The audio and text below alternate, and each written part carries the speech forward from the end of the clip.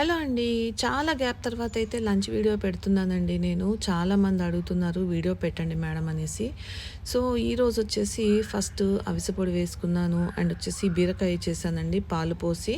So, and పాలకూర పప్పు and గడ్డ పెరుగు. నిన్న నైట్ మటన్ చేశానండి. అది కొంచెం ఉంటే వేసుకున్నాను.